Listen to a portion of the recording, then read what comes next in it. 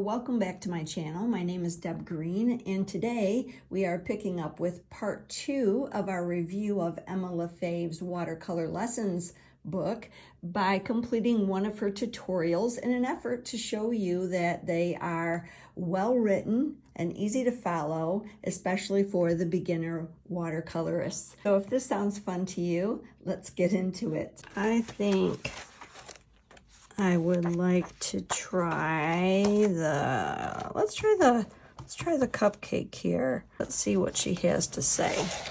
I'm going to need permanent rose, phthalo turquoise, burnt umber, and hooker's green. So don't worry if you don't have these exact colors, as long as you have something similar. I have a deep cobalt turquoise that might be my closest color to this bottom down here. I also have a quinacridone rose or even a carmine color right here. I'll probably stick with the quin rose. Here is burnt umber, which is a dark kind of a toasty color that we're going to blend in to mute our colors a little bit. And then hooker's green right here is a rich green that is a very common color. Okay, I'm going to push the book off to the side a little bit just so that I have a little bit more ease in my setup. And I'm going to paint this fairly large. I do have a piece of paper towel. Now, I want to make this large so you can see it. So I'm going to look for the basic shapes that are in the design. I noticed that the edges are slightly angled. And then there's a really nice arc at the bottom. And then there's a cute little scallop along the top rim, which is like the little cupcake holder. And then, just for the sake of getting started, I'm going to I always try to break it down into manageable shapes. So I have one arc here, maybe you can see it better here, one arc here, and then 2 bumps over here. Give myself a little bit of room for the cupcake there. And then over here, we're going with 2 bumps like that. And then it just kind of waves gently across the bottom. Now, notice that the top is like a little Hershey kiss at the top. I'm always looking for things that remind me of a fairly common shape, something that's easy for me to get on paper. So I'm going to draw kind of like a Hershey kiss shape, kind of like that. Doesn't have to be perfect. If you love this so much, when you're done and you want to hang it in your art studio, nobody is going to be looking at page 133 and pointing out that your drawing is completely off. So it does not matter. Okay, I'm noticing that there are 2 additional lines coming from this top here. So I'm kind of drawing like that. And then I'm drawing another one like that. And then over here, these lines, 2 lines radiate off of about right here. And we see that one, which kind of aligns with that bottom portion. And a little bit of a line like that. And then another little line like that. And then a last one that kind of goes like that. And we need to add our little cupcake. And I'm pretty happy with that. I'm not going to get too caught in the weeds here in the details. If you want to make any of your lines lighter, you can always dab it with your eraser and kind of lighten that up so it won't show so much. I only have so much room on my mixing table here, so bear with me. Okay, so number 1, she says use a size 6 brush, so I guess I'm not too far off with my number 8 since my picture is bigger. That is perfectly fine. Paint a light wash of permanent rose all over the icing on the cupcake. Then paint a light wash of turquoise all over the cup. Okay, so one thing I'm going to do is squirt my watercolors, wake them up a little bit, and I'm going to take my Quin Rose and get a little bit going over here.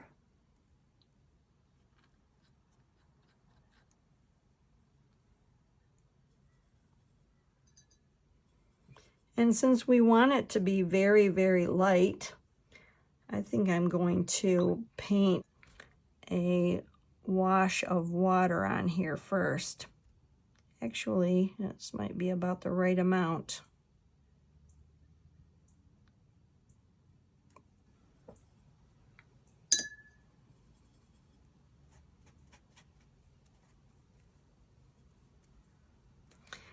Just run your brush around that line there. If you go outside the line again, nobody's going to know. It's perfectly okay.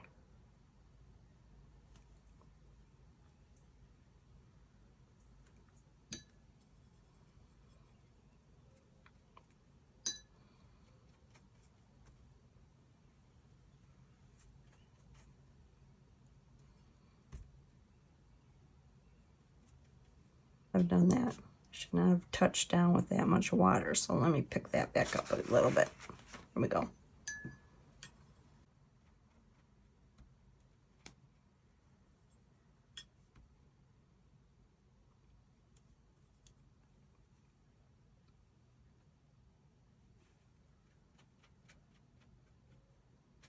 All right, so we just want to make sure that we're coming back over that area so it doesn't give us one of those beautiful little blooms that we don't want right now.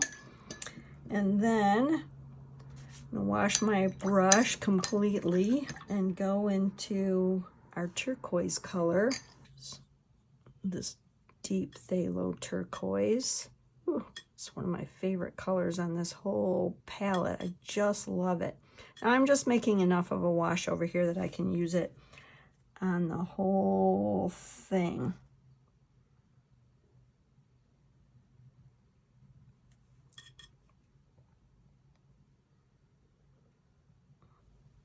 Again, don't worry if you don't go over the lines exactly, no big deal.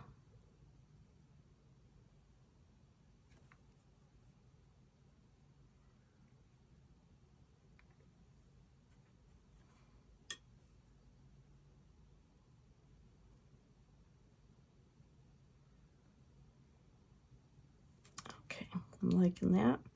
And I'm going to use the belly of my brush. Remember, we learned about this fat part of the brush. And I'm going to pick up more paint with that belly. And then as I'm laying the brush down, I'm laying more paint in one swipe. Perfectly fine to turn your artwork. That's one reason why I don't like to tape it down. A lot of people will tape it down to the table. I don't like to do that because I like to move things around in a way that my hand moves. Now you want to make sure that you've mixed enough of that wash, because if I would not have had enough of that and tried to mix more, then I could get in trouble. It could be too light, too dark, and just not even, which honestly does not matter for this tutorial, but it might matter in a future project of yours. Okay, happy with that. Okay, so I'm going to go blow dry this because in order to lay in our brown right here, these two colors need to be completely dry or else it will bleed into those colors. So I will be right back. Okay, so I think this is completely dry. It is not cool to the touch, so I think we're good to go. And I'm going to take some burnt umber, which is 1, 2, 3, 4, 5, 6 on my palette, and I'm going to make a little light wash here. I had put some water on my palette. I want more water than that. I want it to be very, very light while still maintaining some of this darker back here. And I'm going to turn it sideways and come in next to this blue. Actually, I'm going to get a smaller brush.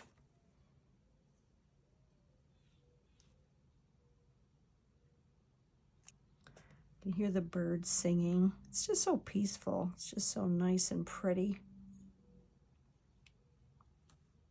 Tell me in the comments section if there are other books you would like me to review and do a project out of, anything you're curious about, or other books that you have tried that have been a really big help.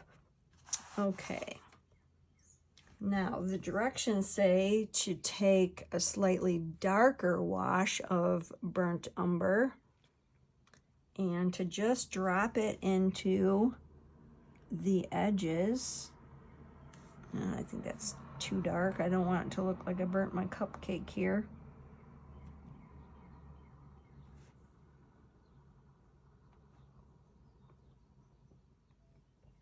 Definitely looking more chocolatey, isn't it? So I'm gonna go back over this with just a little bit of water, just to kind of wet that a little bit. Kind of pull that water over. Now, if I feel like I get too much water one place, I can take a thirsty brush, which is a wet brush that I dried on the paper towel, and I can just kind of dab that up a little bit. The color mixing recipe is Permanent Rose and Hooker's Green, which is going to be my shadow. So since I have Permanent Rose over here, I'm going to pick up a little bit of Hooker's Green, which I have right here. I don't need much. That's going to go really far. Look at how saturated that is. It's going to really, I don't need much at all. In fact, I'm going to wash my brush and just bring a little of this over here on my mixing tray. If you did not see my first video, I did talk about the Maylene color palette, and I did an unboxing video on this color palette. And I talked about the fact that I thrift all of my little mixing palettes and my water mason jars in order to save just a little bit of money. And they work just fine. They work just as good as anything purchased from the store, especially starting out. I think you can start watercolor on a budget. All right, so my pink is a little bit saturated, but you know what? That's okay. And let me read the directions here. Using your icing shadow mix color, which is what I've got right here. I don't know if I made enough of it. So I'm going to get a little bit more of this green, just a little bit. And I do not want it to be a thick, thick paint. I want to make sure that you can see through it, or else it's just going to look really pasty. As we take paint and put it over top of an existing color, it is called glazing. All right, we're going to follow our lines here. And since it's considered a shadow, we're just going to stay on one side of this line. And I'm going to press my brush down and then lift. And then I'm going to come from the bottom and I'm going to press my brush down and kind of meet up into that area. We're going to do the same exact thing to this other side. Start at the top. I'm going to push my brush down for like a fatness, and then I'm going to lift it up when I get a little bit closer to the edge. And then I'm going to, same thing, I'm going to start small and then I'm going to push, come into that area there. Grab a little bit of water and pull this out. The directions are very easy to follow. I'm impressed with that. I'm not getting lost in the weeds here. But also remember, if you do get lost in the weeds, like my pink is way too bright, which no one's gonna know. They make icing that color, so it's perfectly fine. It's perfectly fine if they didn't make icing that color. All right, so I'm gonna pick this up again. We're gonna just repeat this process. I'm gonna even out the edge of this line a little bit. And then we're just going to kind of wrap that around and come into that. Same thing. I'm going to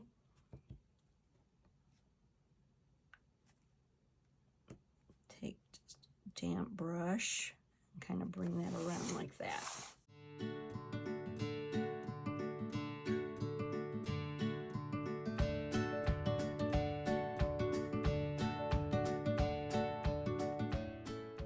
I wet my brush, but I always dab my brush. Always dab it. You do not want a lot of water or else you'll get those blooms, which are not desirable in many cases.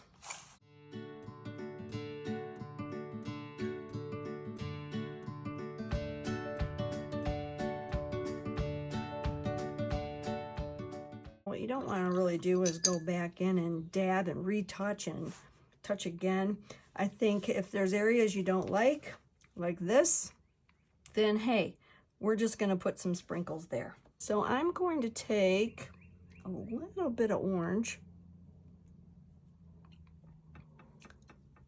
just to change the color up a little bit. And I'm going to lay a sprinkle in right here. I'm going to lay it in kind of wet and just a little bit thicker than that. Okay, that's a good sprinkle. I'll lay a sprinkle in here since I don't really love that little area. Keep in mind it will always dry lighter. Now, one thing left to do is to put just very small little shadows underneath each sprinkle. So once again, I'm going to go blow dry this. I also realized that I did not put the lines on our cupcake liner down here at the bottom, which was probably a previous step, but hey, that's okay. And pick up some more of that deep cobalt turquoise that is just so beautiful. You can tell when I'm smearing it on the palette that it is a darker, rich color. I don't see a lot of the light palette showing through. So this is going to be a little too dark. So I'm going to pick up a little bit more. Can you see how that lightened up? When I push it aside, you can see it's lightened up. Also notice that she starts a little darker on one side and then it gets lighter. So we're going to do the same exact thing. You want to look for those nuances because it's going to look like there's light coming from one side. I'm going to take my little bit darker, what we would call maybe a little bit more rich of a color. I'm going to come up, turn this around. I'm going to come along the bottom down here and just kind of come this way.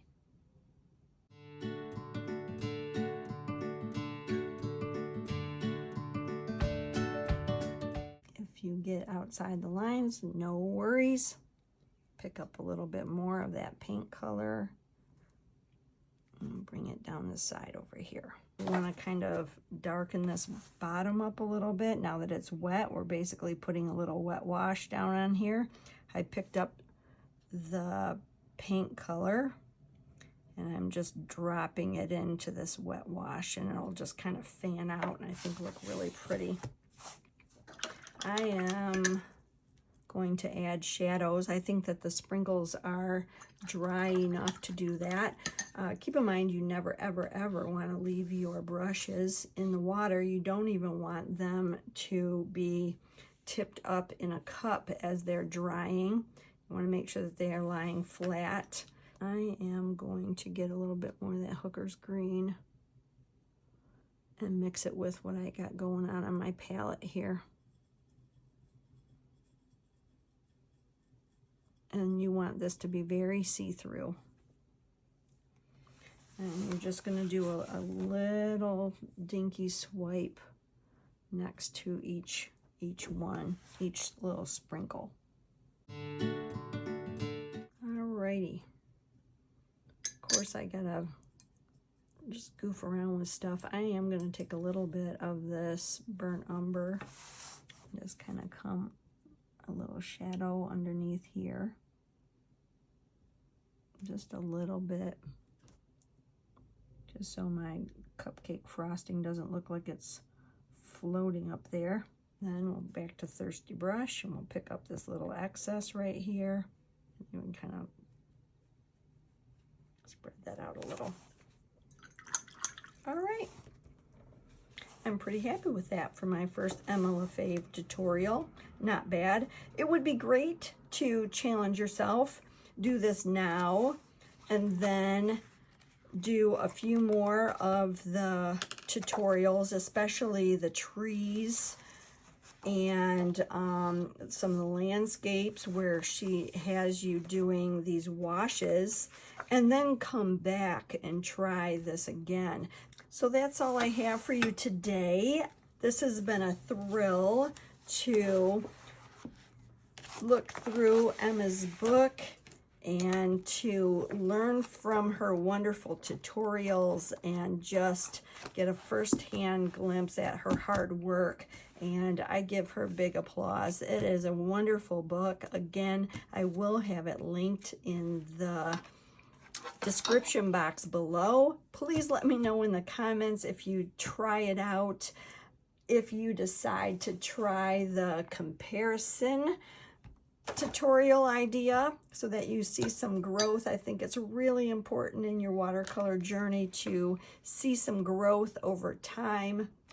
Save all your beginning watercolors, even if you don't think they're great, because by the end of the month, by the end of 6 months, by the end of the year, you're really going to see that growth and how well you have learned from your experiments and honestly learned from your mistakes. Hopefully we're better for it. Okay, that's all I have for today. You guys take care and we'll see you here next time. Bye-bye.